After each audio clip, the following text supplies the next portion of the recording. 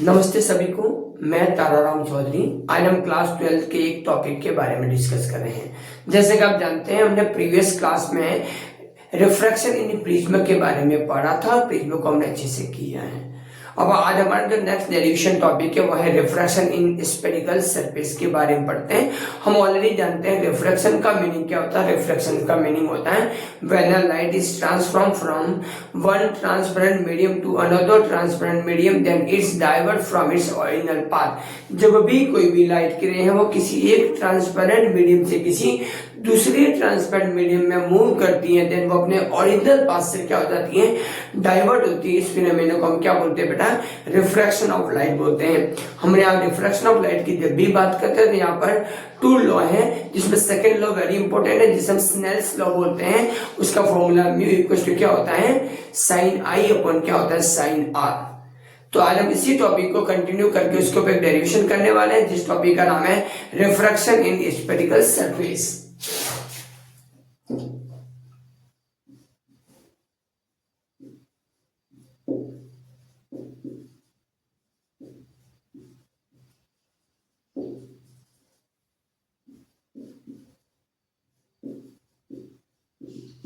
तो आज हमारा जो टॉपिक है वो है रिफ्रैक्शन इन स्फेरिकल सरफेस के बारे में बात करते हैं। सपोज करते हैं आपके पास एक स्फेरिकल सरफेस है ए बी।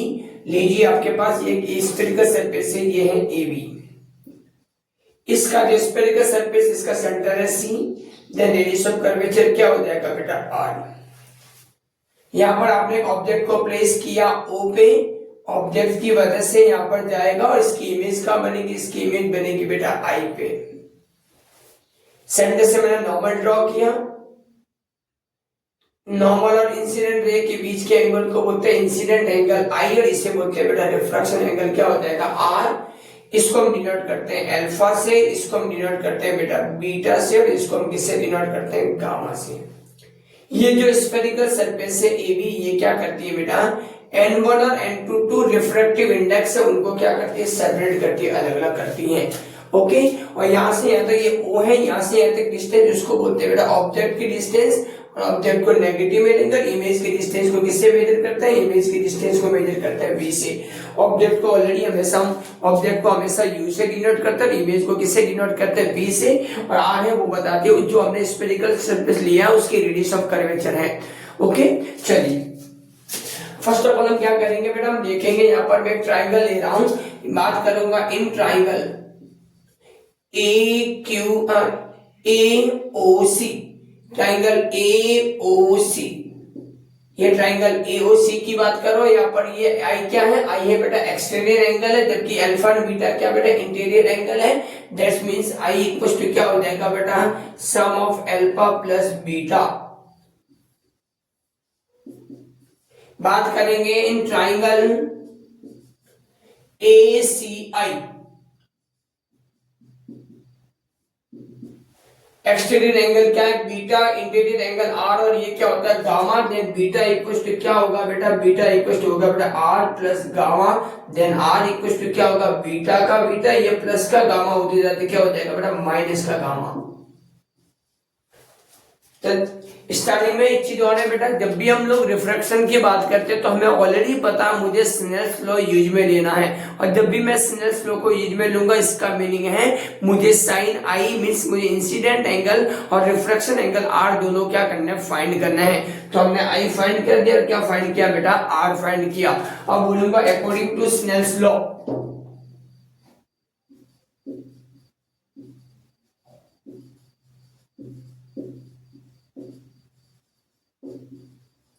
क्या होगा बेटा, n इक्वल टू क्या होता है बेटा, sine I by sine are.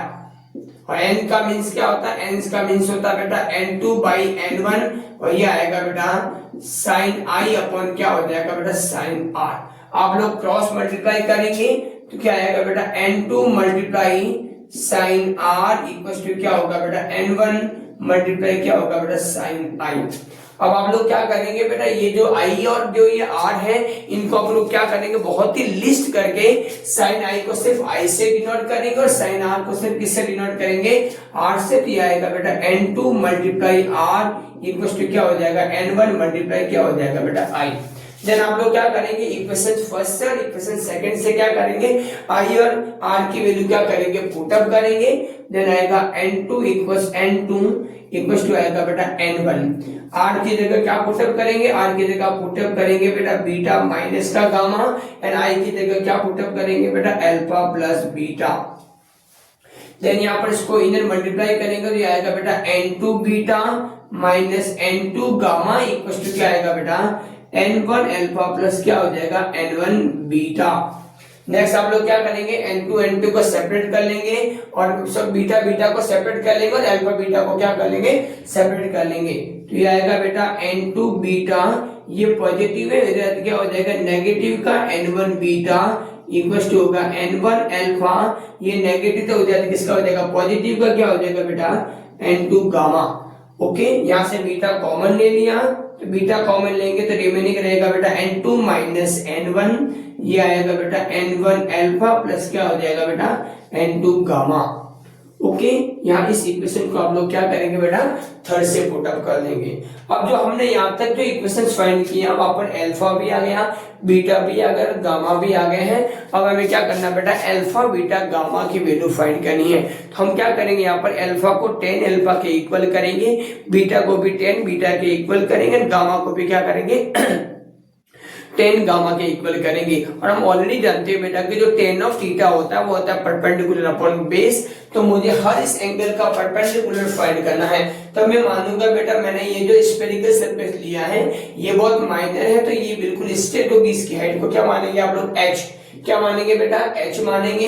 तो इस अल्फा के लिए परपेंडिकुलर हो जाएगा h और बेस क्या होगा माइनस का u, बीटा के लिए परपेंडिकुलर होगा h और बेस क्या होगा r, और गामा के लिए परपेंडिकुलर होगा h और बीटा का क्या होगा बेस क्या होगा बेटा v होगा। देन फर्स्ट आप क्या करेंगे बेटा, अल्फा मींस मुझे 10 अल्फा फाइंड करना है, बीटा मींस मुझे क्या फाइंड करना बेटा 10 ऑफ बीटा फाइंड करना है, गामा मींस मुझे क्या फाइंड करना बेटा 10 ऑफ गामा फाइंड करना है। Alpha 10 of alpha, 10 of alpha क्या होता है बेटा परपेंडिकुलर अपॉन बेस, बेस क्या होगा बेटा h बाई माइनस का u, बीटा के लिए क्या होगा बेटा h बाई क्या हो जाएगा r, और गामा के लिए क्या होगा बेटा h बाई v। अब हम क्या करेंगे बेटा, जो अल्फा बीटा गामा है उनकी वैल्यू कहां पुट अप करेंगे, इक्वेशन थर्ड। तो लिखेंगे from equation third, from equation third क्या हो जाएगा v गेट बीटा की जगह क्या पुटअप किया, बीटा की जगह मैंने पुटअप किया बेटा h by r and bracket में ऑलरेडी क्या बेटा n2 माइनस n1, फिर आएगा बेटा n1 alpha plus n2 n gamma. Beta कितना बेटा, बीटा की जगह पुटअप किया h by r, n1 alpha, alpha क्या बेटा h बाई माइनस का u, और ये आएगा बेटा h बाई क्या हो जाएगा v। यहाँ सब h तो क्या कर लेंगे कैंसिल आउट, यहाँ रहेगा बेटा n2 माइनस n1 और अपॉन क्या हो जाएगा बेटा r इक्वल टू ये आएगा बेटा माइनस का n1 by u and plus का क्या आएगा बेटा n2 बाई v। इस फॉर्मूले को हम लोग क्या करते हैं बेटा रिफ्रैक्शन इन स्फेरिकल सरफेस के फॉर्मूले से क्या करते हैं डिनोट करते हैं। जहां पर ये u है ये ऑब्जेक्ट की डिस्टेंस को डिनोट कर रहा है, ये v है ये इमेज की डिस्टेंस को रिप्रेजेंट कर रहा है, और ये r है ये स्फेरिकल सरफेस की रेडियस ऑफ कर्वेचर को डिनोट करता है। n1 n2 है ये क्या है रिफ्रैक्टिव इंडेक्स है मीडियम 1 एंड मीडियम 2। ओके, अब इस तरह से इसको करेंगे। इसका जो नेक्स्ट क्वेश्चन आता है वो भी बिल्कुल इसके पैरेलल, अभी हमने पढ़ा हुआ है रिफ्रैक्शन इन स्फेरिकल सरफेस, और इसके जस्ट नेक्स्ट एक डेरिवेशन और है जिसको बोलते हैं लेंस मेकर फॉर्मूला, या फिर इसको बोलते हैं refraction in a thin lens. अगर हम लेंस के बारे में बात करेंगे तो उसका रिफ्रैक्शन कैसा होगा, हम ऑलरेडी जानते हैं बेटा जब भी कोई भी लेंस का फॉर्मेशन होता है तो लेंस के अंदर 2 स्फेरिकल सरफेस होती हैं। कितनी होती है 2 स्फेरिकल सरफेस। तो हम उस लेंस को बनाएंगे, उस लेंस से क्या करेंगे अलग अलग स्फेरिकल सरफेस के बारे में हम इस रिफ्रैक्शन स्फेरिकल सरफेस का फॉर्मूला यूज करते हुए लेंस फॉर्मूले को क्या करेंगे डेराइव करेंगे। ओके, धन्यवाद।